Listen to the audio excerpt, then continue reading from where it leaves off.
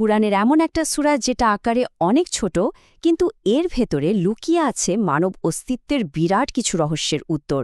আজ আমরা সূরা আত-তিনের সেই গভীর অর্থটা একটু বোঝার চেষ্টা করব। তো চলুন শুরু করা যাক।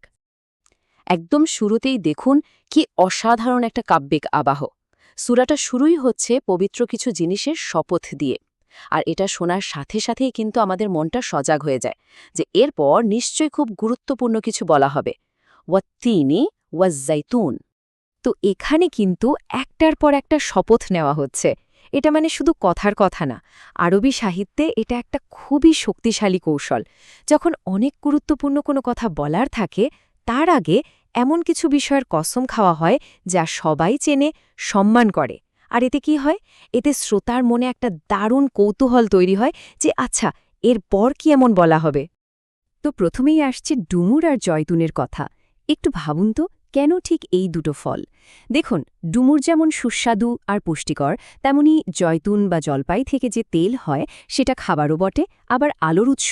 মানে প্রাচীনকাল থেকেই এই দুটো ফলকে সমৃদ্ধি, শান্তি আর পবিত্রতার প্রতীক হিসেবে দেখা হয়।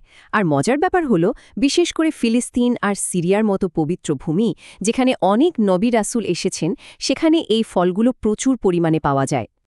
এরপরে নাম আসছে তুরি সিনিনের, অর্থাৎ সিনাই পর্বতের।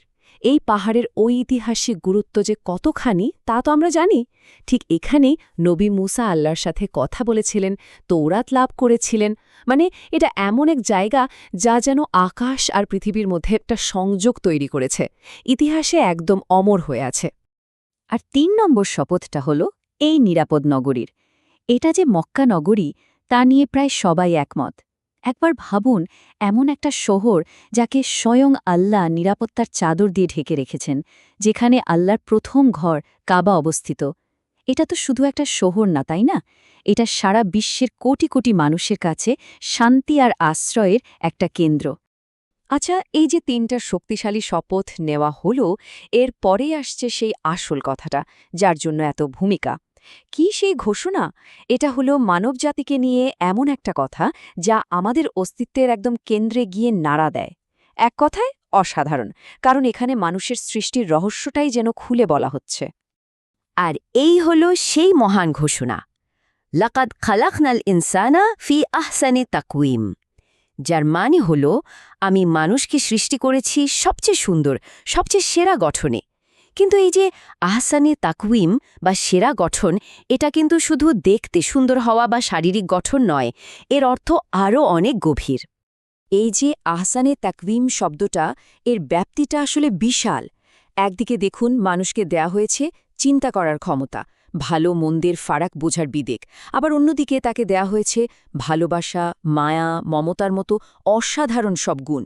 মানে শরীর, মন আর আত্মার এমন একটা পারফেক্ট ব্যালেন্স, এমন নিখুঁত সমন্বয় আর কোনো সৃষ্টিতে খুঁজে পাওয়া যাবে না। আর ঠিক এই কারণেই মানুষ সেরা। কিন্তু শ্রেষ্ঠত্বের এই ঘোষণার পরেই গল্পে একটা বিরাট মোড় আসে। একদিকে যেমন বলা হলো আহসানি তাকওয়িম মানে সেরা হওয়ার সর্বোচ্চ শিখর, ঠিক তার উল্টো দিকেই আছে আসফালা সাফিলিন মানে সবচেয়ে নিচু স্তর। কিন্তু কেন এই দুটা দিক? কারণটা হলো মানুষকে দেওয়া হয়েছে পছন্দ করার স্বাধীনতা। সে চাইলে তার সেরা অবস্থানটা ধরে রাখতে পারে, আবার নিজের কাজের মাধ্যমেই কিন্তু একদম নিচেও নেমে যেতে পারে। ছুম্মা রাদাদনাহু আসফালা সাফিলিন, তারপর আমি তাকে নামিয়ে দিই সর্বনিম্ন স্তরে। আচ্ছা, এই যে আসফালা সাফিলিন বা সর্বনিম্ন স্তর, এটার মানে ঠিক কি? এটা আসলে সেই অবস্থা যখন একজন মানুষ তার বিবেক, বুদ্ধি, তার ভেতরের ভালো গুণগুলো সব বিসর্জন দিয়ে দেয়। যখন সে তার সৃষ্টির আসল উদ্দেশ্যটাই ভুলে যায়, তখন তার অবস্থাটা পশুর চেয়েও খারাপ হয়ে যেতে পারে। তাহলে মনে প্রশ্ন আসতেই পারে, এই যে নিচে নেমে যাওয়ার আশঙ্কা, এখান থেকে কি বাঁচার কোনো উপায় নেই? মানুষ কি তার সেরা জায়গাটা তাহলে হারিয়েই ফেলবে? না, এখানেই সূরাটা আমাদের জন্য একটা আশার আলো নিয়ে আসে। একটা দারুণ ব্যতিক্রমের কথা বলা হয়। চলুন দেখি কারা সেই ভাগ্যবান যারা এই পতনের শিকার হবেন না। আর পথটা হল ইল্লাল্লাযীনা আমানু ওয়া আমিলুস সলিহাতি, মানে তারা ছাড়া যারা ঈমান এনেছে আর ভালো কাজ করেছে। এখানে একটা জিনিস খেয়াল করার মতো, দুটো জিনিসকে কিন্তু একসাথে জুড়ে দেওয়া হয়েছে, বিশ্বাস আর ভালো কাজ। একটাকে ছাড়া আরেকটা যেন অসম্পূর্ণ। বিষয়টা কেমন, তাই না? ধরুন ঈমান বা বিশ্বাস হলো একটা গাছের শিকড়ের মতো, যা থাকে একদম মনের গভীরে, আর সৎকর্ম বা ভালো কাজ হলো সেই গাছের ফল, যা বাইরে থেকে দেখা যায়, যার মাধ্যমে অন্যেরাও উপকৃত হয়।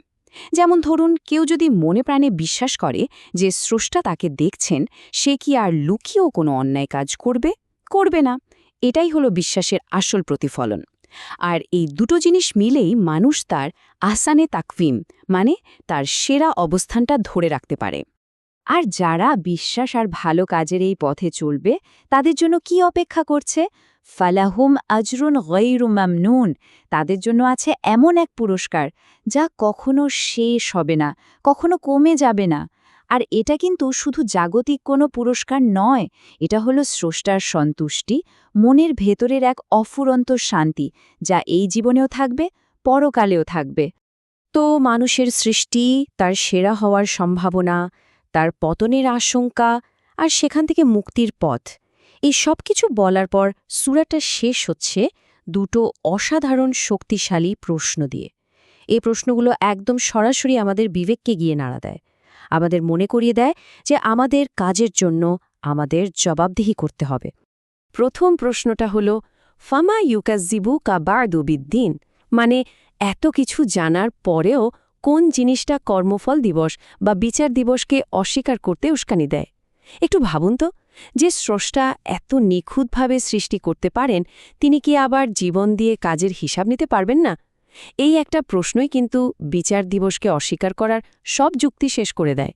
আর একদম শেষে আসছে সেই চূড়ান্ত প্রশ্নটা, যা আসলে একটা প্রশ্ন, আবার একটা ঘোষণাও বটে। আলাইসাল্লাহু বিআহকামিল হাকিমিন। আল্লাহ কি সব বিচারকের সেরা বিচারক নন? এই প্রশ্নটার উত্তরের ওপর কিন্তু আমাদের পুরো জীবন দর্শনটা নির্ভর করে।